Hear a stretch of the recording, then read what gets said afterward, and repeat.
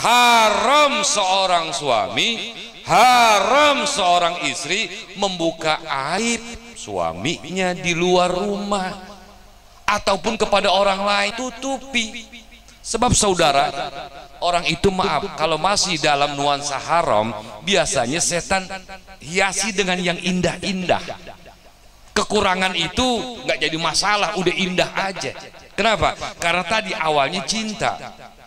Sebab memang saudara, kalau udah cinta ada satu kalimat begini, wa ainur ridha an kulli aibin kalilah wa ainus sukhti tuhtil masawiyah. Ya, mata ini kalau udah memandang dan menjadi suka, saudara, kesalahan orang itu tumpul, nggak mempan biar dibilangin, udah indah aja udah saudara. Assalamualaikum warahmatullahi wabarakatuh. Alhamdulillah alladzi ahalla an-nikah wa nadaba ilayhi wa harrama as-sifah wa aw'ada al-azab al-alima alayhi. Wassalatu wassalam ala man la nabiyya ba'dah Sayyidina Muhammad wa ala alihi wa ashabihi, amma ba'd. Allah subhanahu wa ta'ala menurunkan al-ahkamus syar'iyyah, hukum-hukum agama, hukum-hukum syariat. Ada berapa hukum syariat? Hukum syariat itu ada 5: fardu, sunnah, haram, wajib, makruh. Saudara, hukum ini disampaikan oleh Rasul, dan hukum ini bukan buatan Rasul, tapi hukum ini adalah buatan Allah. Nah, Allah menciptakan hukum, membuat peraturan untuk hambanya, dalam hal ini manusia. Bukan berarti Allah akan merasa untung, tidak. Segala titah perintah Allah dan larangannya, sedikit pun Allah tidak pernah mengambil untung ataupun merasa rugi. Kalau seluruh manusia, yang pertama dan yang terakhir, bahkan bangsa jin dan bangsa manusia, mereka semuanya taat, patuh kepada Allah, maka ketaatan seluruh hamba-hambanya itu sedikit pun tidak akan menambahkan kemuliaan, keagungan, kekuasaan yang dimiliki oleh Allah. Jadi ibadah ketaatan kita nggak ngepek dengan kemuliaan Allah. Artinya Allah tetap Allah. Begitu pula seandainya kata manusia, yang pertama dan yang terakhir, bangsa jin, bangsa manusia, semuanya mereka ahli maksiat, semuanya mereka durhaka kepada Allah. Perintah ditinggalkan, larangan dikerjakan. Saudara, ketika itu pun dilakukan oleh hamba-hambanya, maka apa yang ada sama Allah, kemuliaan Allah, kerajaan Allah, kekuasaan Allah tidak pernah berkurang sedikit pun. Jadi saudara, cakap atau tidaknya kita di dalam menjalankan perintah Allah ini, di dalam melaksanakan ahkamus syar'iyyah ini, bukan untuk Allah keuntungannya, tapi untuk kita. Kita yang melaksanakan, maka kita pun mendapat keuntungan. Kita yang meninggalkan, maka kerugian pun untuk kita semua. Nah hadirin ma'asyiral muslimin, jamaah sekalian yang dimuliakan oleh Allah, Allah menjadikan hukumnya untuk dilaksanakan di alam dunia ini oleh hamba-hambanya. Saudara, ini tiada lain adalah untuk ketenangan, untuk kedamaian dan untuk ketentraman.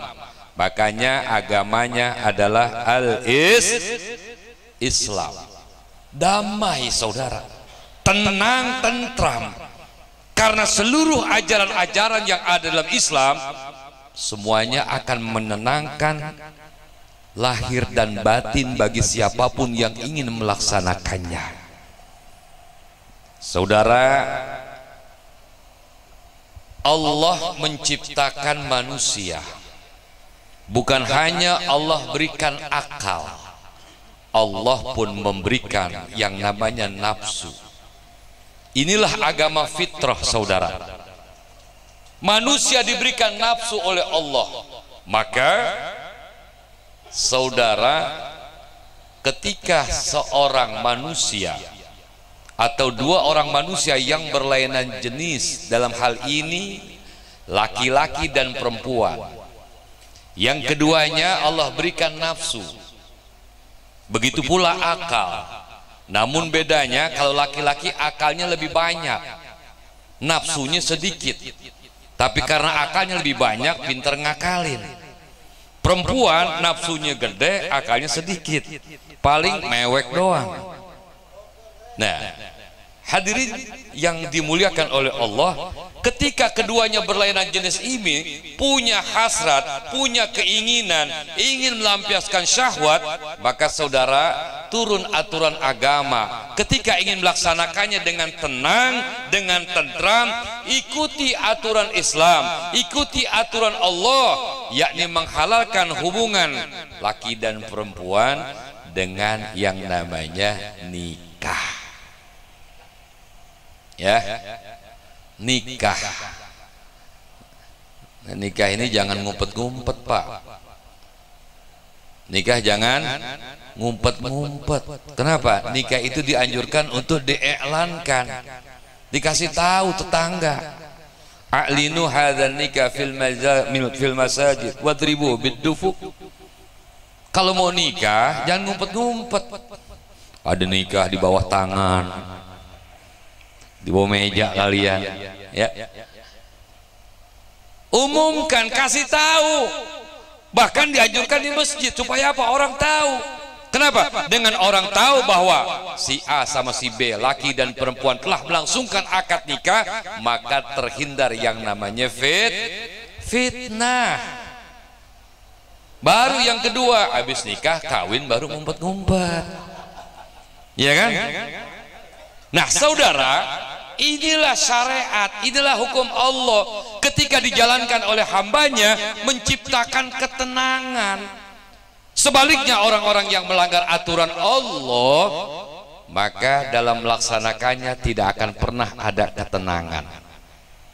Pertama, dalam mencari rezeki, Pak. Kita mencari yang halal, mau banyak mau sedikit kita dapat, maka akan enak kita makan dan membawa ketenangan dalam hidup kita. Sebaliknya, ketika orang tidak mengindahkan aturan dalam mencari rezeki, dia masa bodoh, aturan Allah tidak diindahkan, dia hanya sekedar mengejar yang penting saldo semakin bertambah, nggak peduli halal ataupun haram, yang penting keuntungan banyak, dapatnya besar, maka cara apapun halal, yang penting dapatnya banyak. Saudara, hal ini tidak akan menciptakan ketenangan. Lihat tuh para pelaku koruptor, tenang nggak hidupnya? Tenang nggak? Nggak tenang, saudara. Kenapa? Karena menghasilkan pundi-pundi, menghasilkan uang bukan jalan yang halal. Maka kalau ada guru bilang orang koruptor itu persis kayak bocah dikasih duit sama bapaknya, minta duit sama bapaknya 10.000. Begitu duit 10.000 bukan buat jajan atau keperluan yang penting, dia beli petasan. Petasan dia beli, dibawa-bawa keliling, bukan dinyalain. Begitu bawa keliling ketemu sama orang dewasa, bang tolongin saya ngapa? Kenapa? Tolong nyalain ini petasan. Punya siapa ini petasan?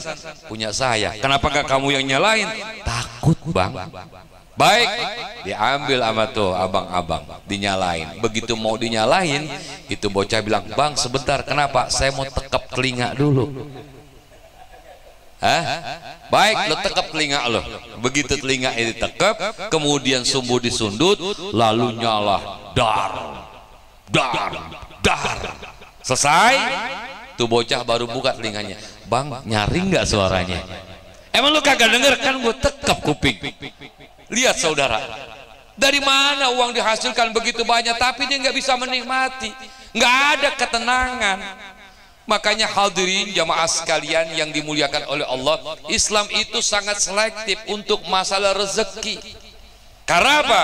Dari rezeki yang halal dimakan, kemudian diolah apa yang dimakan oleh mulut kita, kemudian dikirim ke perut besar, diolah oleh perut besar ini, ya tadi jadi tenaga, jadi daging, jadi tenaga, jadi daging, jadi darah. Maka dari yang halal itu akan membuat orang itu punya sugesti kuat, semakin patuh kepada Allah dan Rasulnya.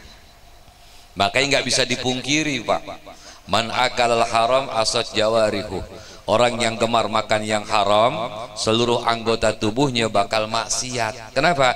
Karena tadi bekalnya bekal yang haram. Maka tidak akan ada ketenangan ketika orang, contoh kecil yang tadi, mencari rezeki tapi tidak pernah mengindahkan hukum-hukum dan aturan Allah dalam mencarinya. Yang kedua ya tadi, manusia diberikan syahwat oleh Allah. Ketika maaf ada dua pasang manusia, ya, si A sama si B, laki perempuan, laki perempuan. Si A ingin melampiaskan syahwatnya dengan pasangannya, si B pun ingin pula melaksanakan syahwatnya, melampiaskan syahwatnya dengan pasangannya. Cuma bedanya si A ini untuk melampiaskannya melalui akad nikah terlebih dahulu. Si B tanpa mau melaksanakan akad nikah terlebih dahulu. Maaf, yang tenang yang mana? Si A atau si B? Pasti yang tenang si A. Kenapa? Karena dia mengikuti aturan Allah untuk menghalalkan pergaulan laki dan perempuan. Dia masuk pintu legalitas yang namanya akdun nikah. Makanya Pak, itu yang namanya ucapan, ya, ucapan kalimat qabul, ini kalimat yang sangat luar biasa. Dari kalimat ini ya terjadi perubahan hukum. Tadinya haram jadi halal. Masih ingat nggak kalimatnya? Masih ingat nggak? Saya terima nikah Ustaz Munawar dan enaknya aja katanya. Ini pendek kalimatnya tapi pengaruhnya luar biasa. Makanya wajar kalau ada orang begitu mengucapkan kalimat qabul keringet dingin. Ada yang meriang, ada yang gugup, ada yang berulang-ulang 3 kali. Tuh saudara, ini jangankan orang yang baru nikah, yang mau kedua aja gelagapan saudara. Betul kira-kira? Cuma bedanya kalau yang pertama dia gugup belum punya pengalaman, kalau yang kedua begitu gugup, kenapa? Tengok kanan, ada yang tua apa enggak? Begitu saudara.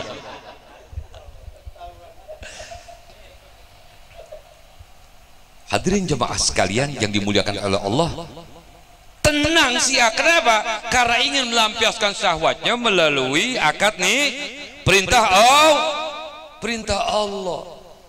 Nah si B ingin juga melampiaskan syahwatnya tapi tidak dilegalkan dulu dengan akad nikah. Tenang nggak dia melakukannya? Tenang nggak? Nggak bakal tenang, resah gelisah, apalagi di kebun. Wah saudara, hatta di hotel berbintang sekalipun dia takut, ada yang tahu, ada yang ngelihat, jalan mendek-mendek. Tapi coba kalau dia nikah, begitu malam pertama buka pintu, kemudian matiin lampu, buka baju, saudara begitu mau pertandingan, istrinya bilang, bang kenapa kayaknya banyak yang ngintip. Kata abangnya, biarin aja, dia yang capek. Betul. Orang yang ngintip ame dintipin, siapa yang capek? Orang yang ngintip ame dintipin, siapa yang capek?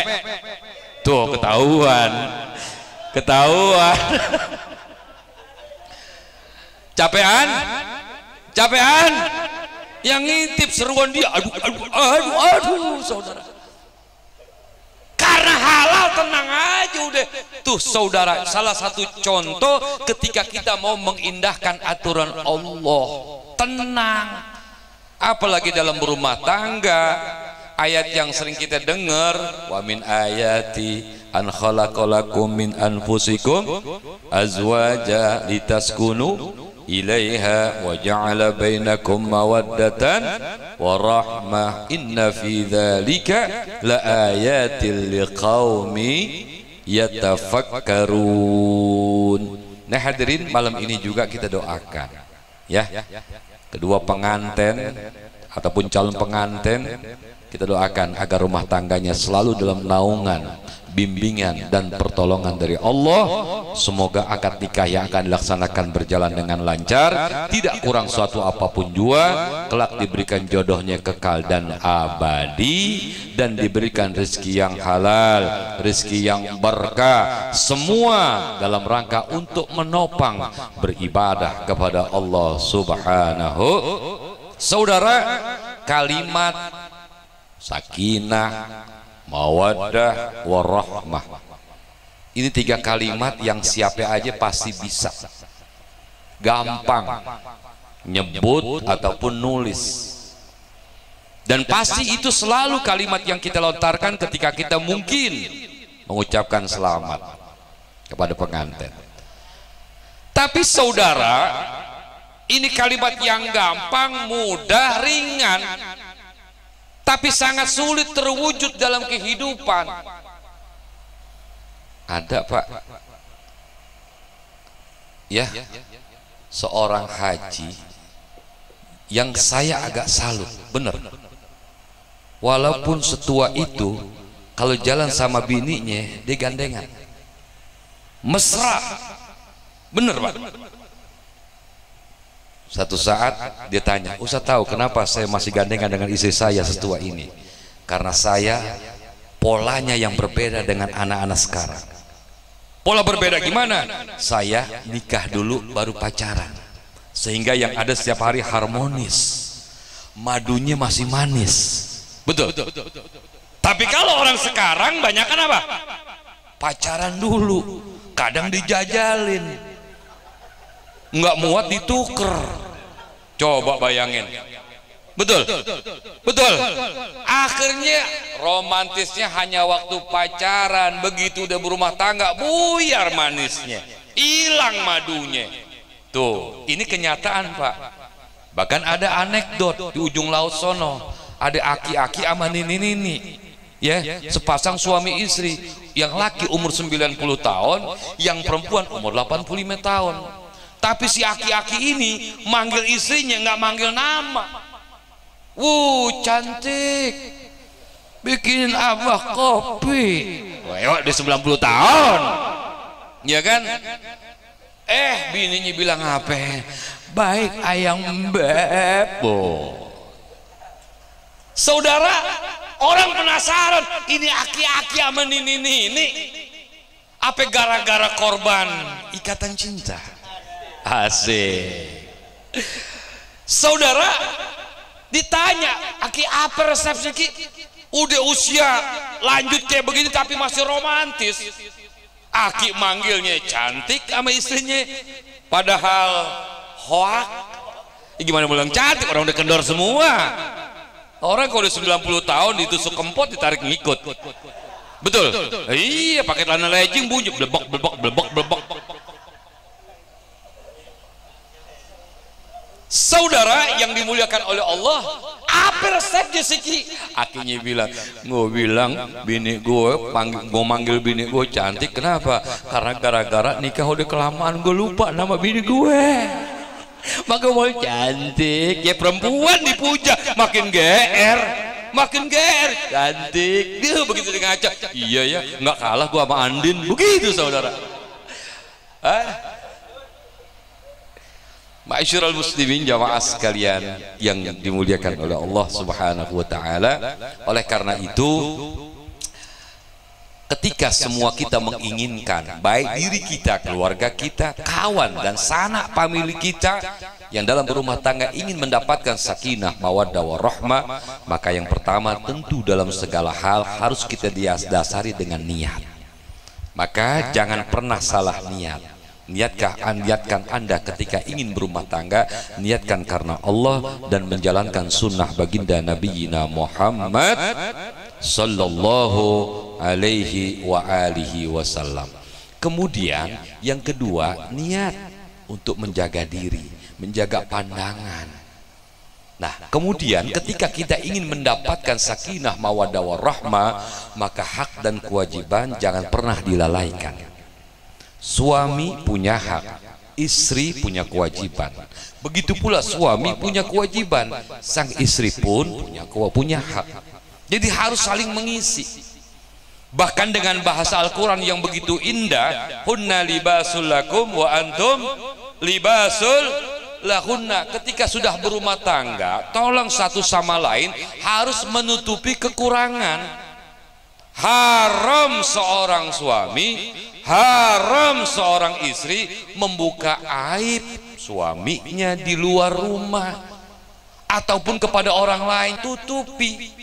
Sebab saudara, orang itu maaf kalau masih dalam nuansa haram, biasanya setan hiasi dengan yang indah-indah.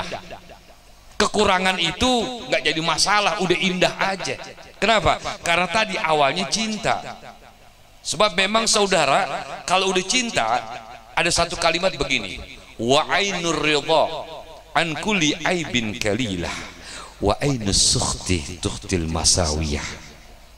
Ya, mata ini kalau udah memandang dan menjadi suka, saudara, kesalahan orang itu tumpul, nggak mempan biar dibilangin. Udah indah aja udah saudara. Contoh, kita naik kereta, lagi naik kereta, udah mulai penuh kan nih, udah mulai penuh. Kita duduk, desek-desekan, tiba-tiba kaki kita keinjak.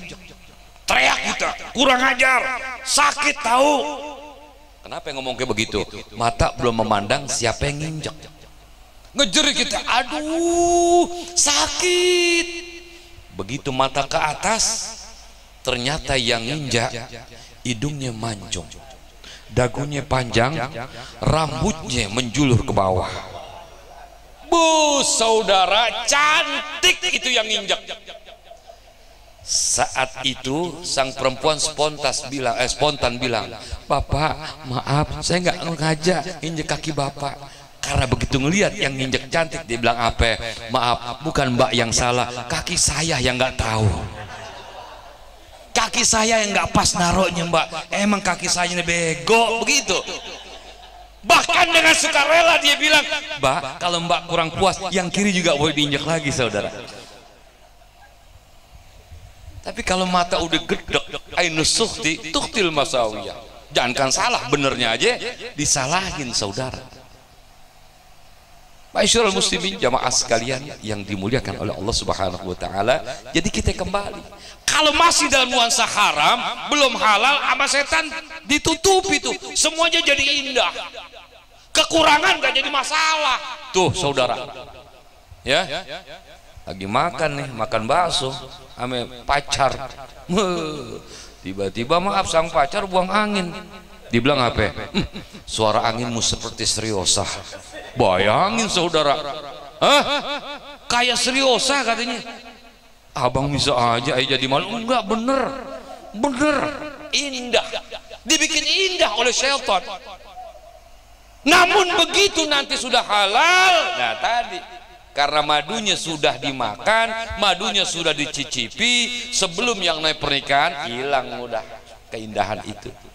Nah ini hadirin jamaah sekalian yang dimuliakan oleh Allah Subhanahu wa taala. Jadi yang pertama, kita sebagai suami adalah sebagai pemimpin. Ketika kita sudah mengucapkan kalimat qabiltu nikaha wa tadwijaha bi mahril mazkur naqdal, maka saat itu sudah beralih ke pemimpinan. Kalau nikah itu terjadi jam 9, ketika tadi jam 8 ataupun setengah 9 ataupun jam 9 kurang seperempat, sang mempelai wanita masih dalam tanggung jawab ayahanda dan ibundanya. Tapi ketika laki-laki itu sudah mengucapkan pas pukul 9, maka saat itu dari ujung rambut seorang wanita sampai ujung kaki menjadi tanggung jawab suaminya. Nah saudara, mereka punya hak, istri-istri kita punya hak. Apa hak mereka? Selama ini kita tahu secara global, hak suami itu memberikan sandang, papan, pangan. Itu kan, saudara, yang harus kita perhatikan dan tidak kalah penting daripada sandang, papan, dan pangan, yakni memberikan pengetahuan agama kepada istri kita. Salah satunya adalah masalah toharoh, masalah bersuci. Dari mulai istinja, dari mulai wudhu yang benar, tayamum yang benar, mandi janabat, kemudian mandi istihadhah, mandi nifas. Ajarkan itu saudara. Ustaz boro-boro ngajarin saya nggak ngerti. Kalau nggak ngerti, belajar bareng, panggil guru, ngaji.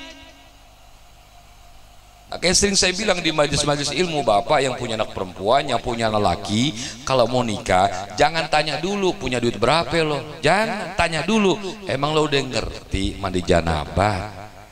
Mandi janabat, Pak, apaan tuh? Mengangkat hadas besar. Baru denger tuh, Pak. Saudara, gimana caranya? Nih caranya, mandi janabat itu disebabkan beberapa hal, seperti umpamanya bermimpi, ya, mimpi basah. Begitu pula sepasang suami istri selesai melaksanakan ya yang namanya kebutuhan biologisnya, maka terjadilah itu yang namanya Anda disebut orang yang sedang berhadas besar. Maka ketika berhadas besar itu merupakan pencegah, larangan untuk melakukan ibadah, dalam hal ini sholat. Maka untuk kembali kita boleh sholat, maka hilangkan yang namanya penghalang itu. Caranya, kalau hadas kecil dengan wudhu, maka hadas besar dengan mandi. Yang kamu perlu ketahui, nah apa? Rukun mandi. Berapa ya rukun mandi? Yang gue belajar ame guru, ame kiai, nggak banyak. Rukun mandi cuma 2. Yang pertama yaitu niat. Yang kedua, ratakan sekujur badan dengan air. Udah cukup. Ada yang nanya, Mbak, sampo masuk rukun enggak? Enggak. Niat saudara, ini yang menjadikan sah. Ente mandi berkula-kula tapi enggak pakai yang namanya niat, enggak sah. Yang menjadi terangkat itu hadas karena adanya niat. Gimana Pak niatnya? Nawaitu rob al hadasil akbar anjamiil badan fardon lillahi ta'ala. Udah nggak pakai takbir.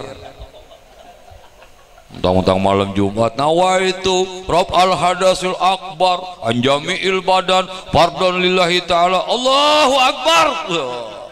Kasihan tetangganya yang jomblo. Mentang-mentang adanya. Ini kewajiban kita suami, kewajiban kita sebagai orang tua. Berapa banyak kita lihat di masjid, di musola, orang wudhu masih sembarangan, yang rukun nggak sempurna. Coba kita lihat. Dari hal-hal semacam ini kita ajarkan saudara. Kenapa? Ini tanggung jawab kita, jangan dianggap enteng.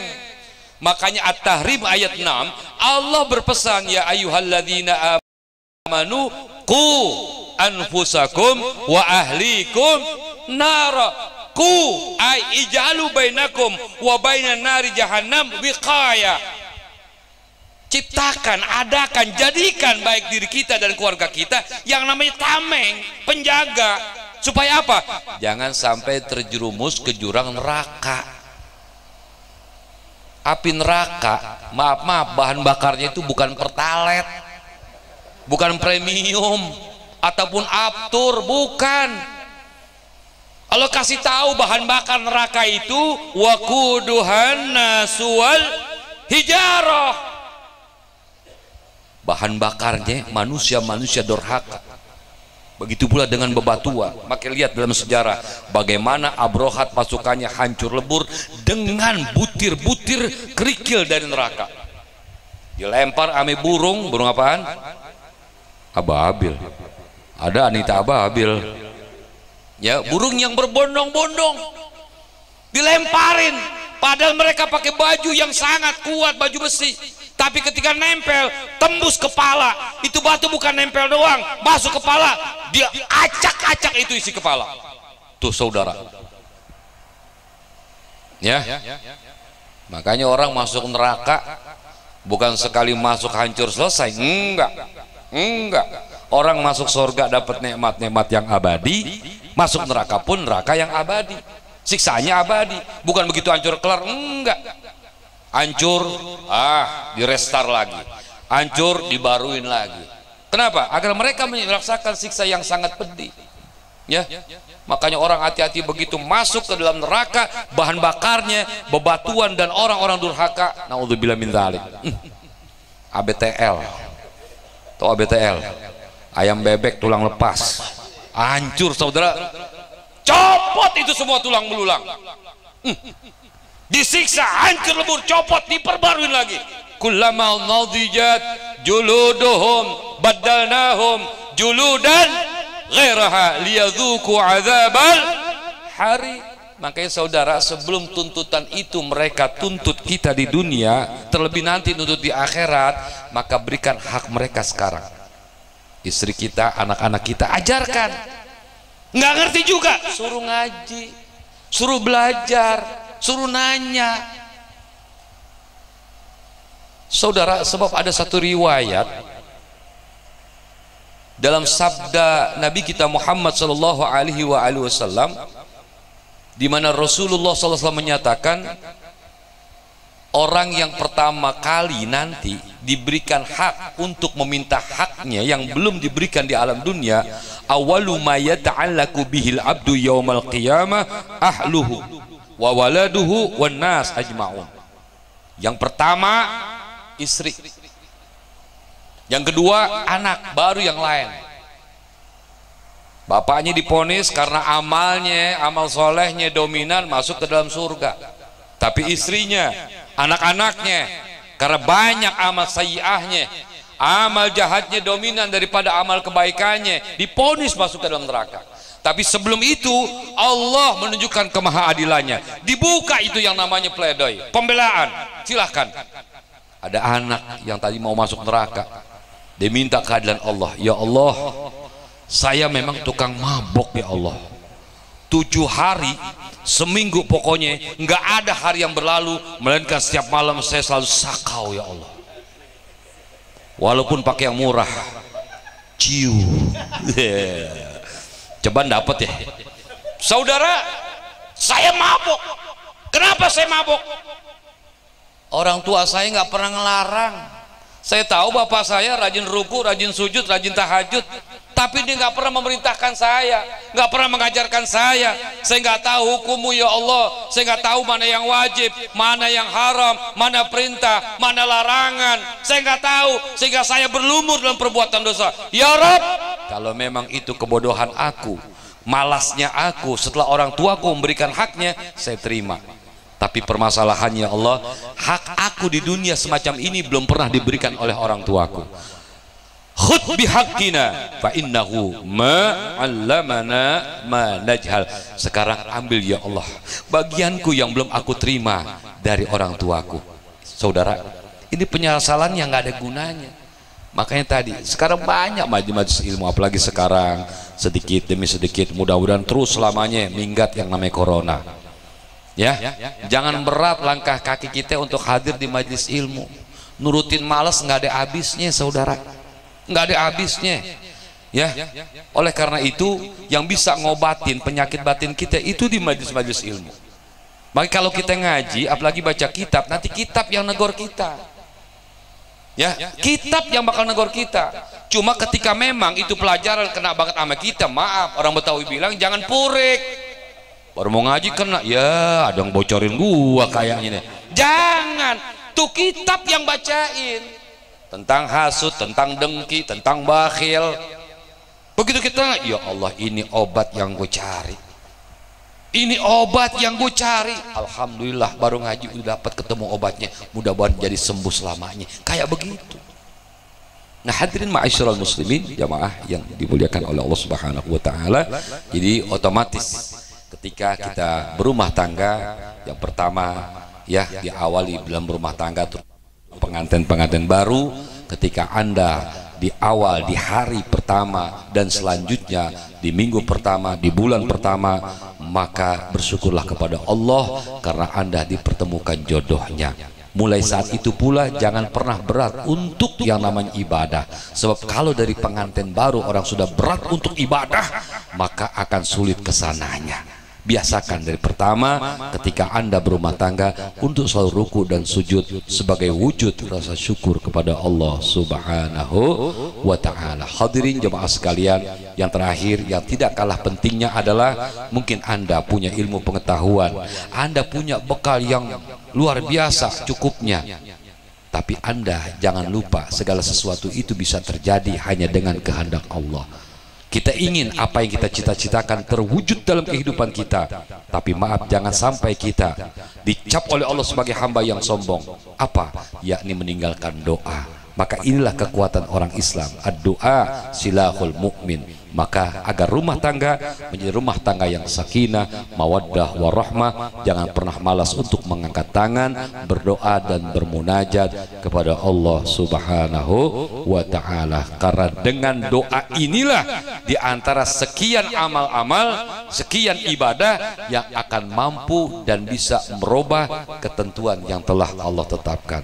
Kama qala nabiyuna Muhammad sallallahu alaihi wasallam, la yaruddul qadha'a illa du'a. Tidak ada yang bisa menolak ketetapan yang telah Allah tentukan ya kecuali dengan doa. Maka agar rumah tangga kita selalu mendapatkan keberkahan, keselamatan, maka jangan pernah kosong di rumah tangga kita bermunajat kepada Allah Subhanahu wa ta'ala. Kita doakan sahibul hajat yang akan melaksanakan hajatnya esok, semoga segala sesuatunya diberikan kelancaran, kemudahan, dan tamu yang datang semoga adalah tamu yang selalu membawa keberkahan untuk sahibul bait dan untuk kedua pengantin. Amin ya rabbal alamin. Ini saja yang dapat saya sampaikan, semoga ada manfaatnya bagi kita semua.